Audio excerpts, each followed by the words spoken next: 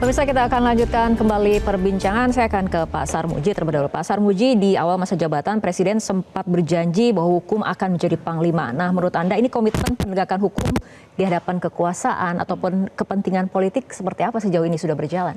Sejauh ini Presiden konsisten ya. Jadi tentang penegakan hukum Presiden tidak tebang pilih. Presiden bahkan pada orang yang dulu dekat dalam sejarahnya juga tidak menghalangi penegakan hukum berjalan. Salah satu contoh lah misalkan Reza Khalid ya. Saya tahu benar dulu Pak Reza Khalid itu pendukungnya Pak Prabowo waktu nyalon yang tahun keberapa, karena saya pernah sama-sama mendukung beliau, dan Reza Khalid rumahnya di Polonia itu kalau nggak salah rumahnya Reza Khalid. Jadi itu kawan beliau gitu. Tapi apa daya kalau itu memang dia punya masalah hukum, Presiden tidak kemudian menghalangi aparat penegak hukum, jangan dihukum itu Reza Khalid, itu kawan saya. Enggak. Jadi itu menunjukkan bahwa Pak Presiden memiliki sikap yang jelas terhadap penegakan hukum.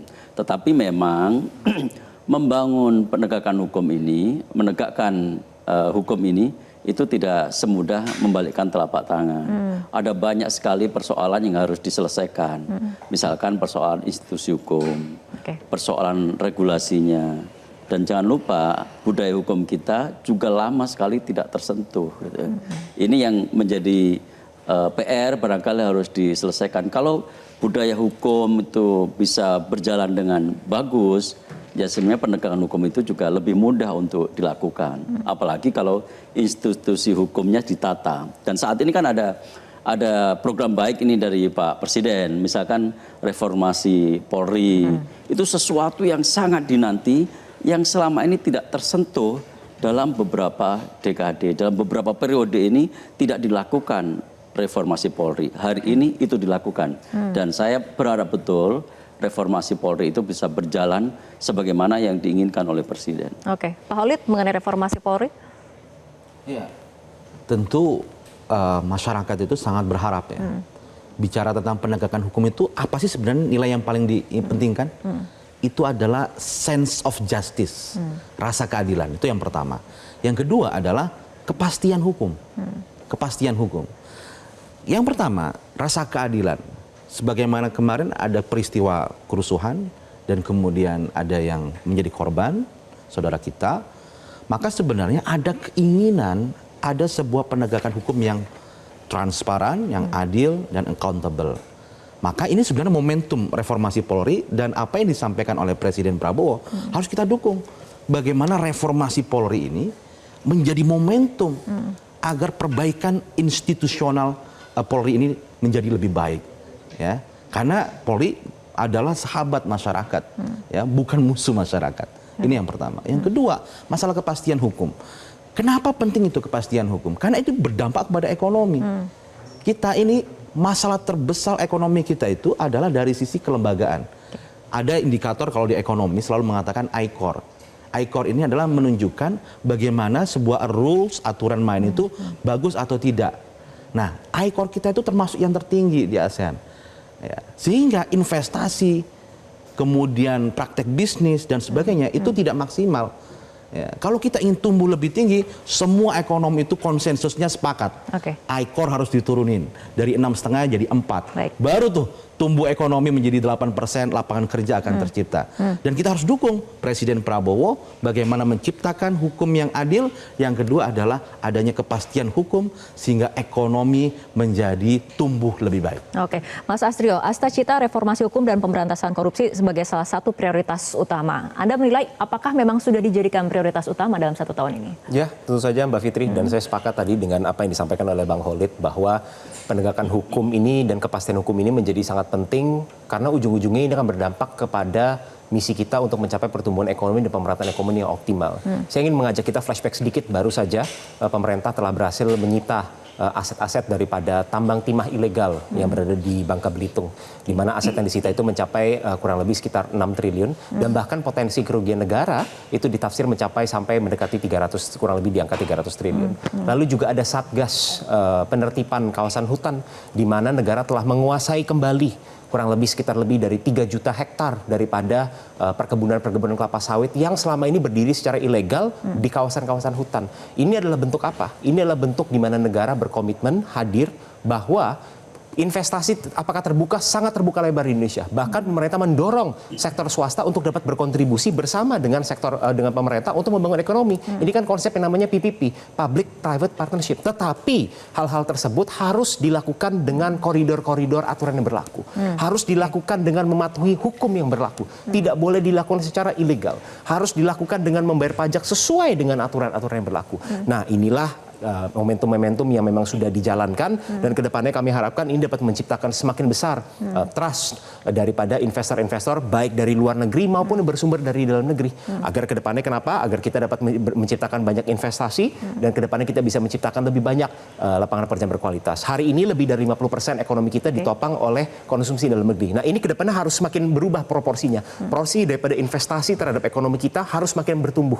Nah, caranya apa? Salah satunya adalah dengan memastikan bahwa kepastian hukum dan penegakan hukum ini berjalan dengan optimal dan berjalan equal terhadap semuanya. Tidak hanya tajam ke bawah dan tumpul ke atas, tapi semuanya equal terhadap semua warga negara Indonesia dan bahkan semua orang yang berada di Indonesia. Oke, Mas Jayadi tanggapannya?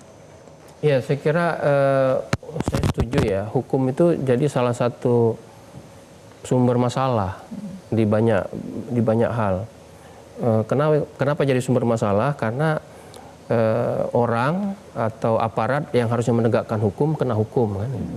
Lembaga yang harusnya menegakkan hukum banyak juga kena hukum. Akibatnya kemudian tingkat kepercayaan masyarakat kepada lembaga-lembaga hukum kita, terhadap penegak hukum kita itu masih rendah dibandingkan dengan yang lain, termasuk Polri, termasuk KPK misalnya. Saya kira KPK itu menjadi salah satu PR besar bagi pemerintah ini untuk mengembalikan tingkat kepercayaan masyarakat seperti dulu lagi.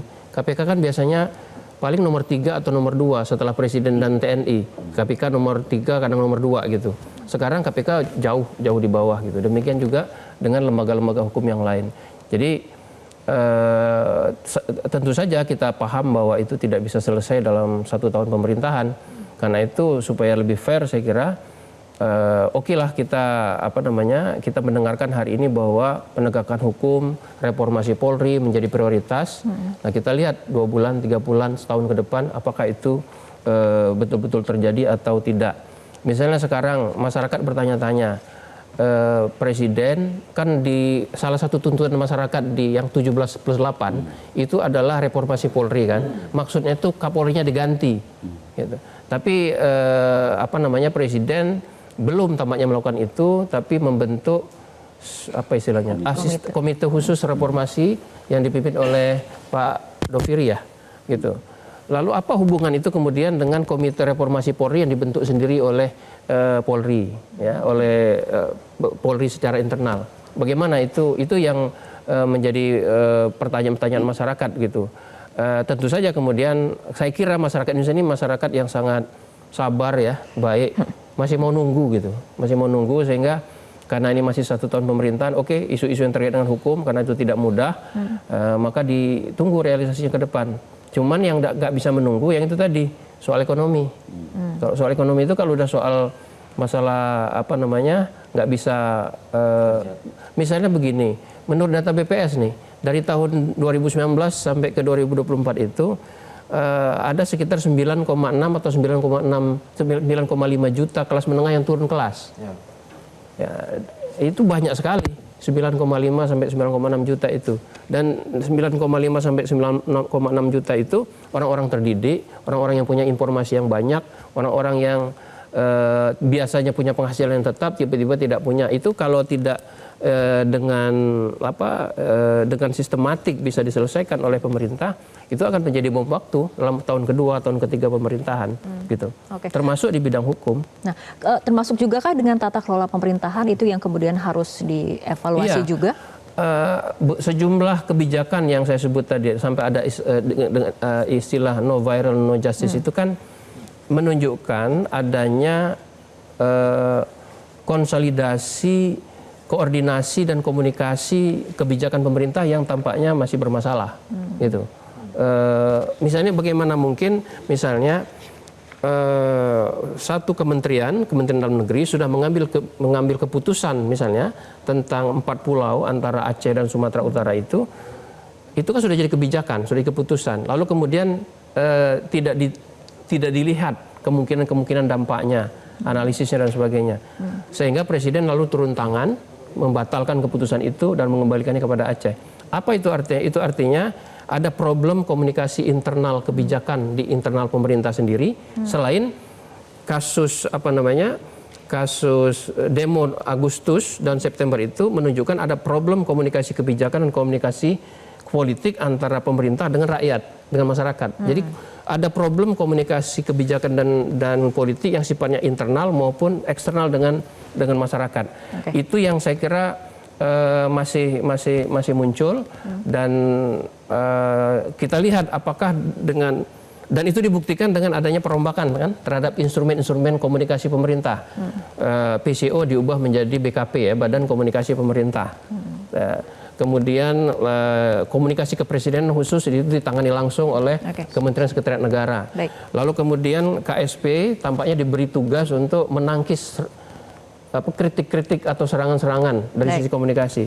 Nah, kita lihat apakah itu menjadi obat yang baik terhadap problem koordinasi internal dan komunikasi di internal pemerintah maupun antara pemerintah dengan masyarakat. Oke, Pak Holid, tanggapannya mengenai problem komunikasi internal maupun pemerintah dengan masyarakat. Kalau Mbak Fitri saya setuju ya, dalam arti bagaimana pemerintah memperbaiki cara komunikasinya ke publik. Ini yang perlu harus perhatikan.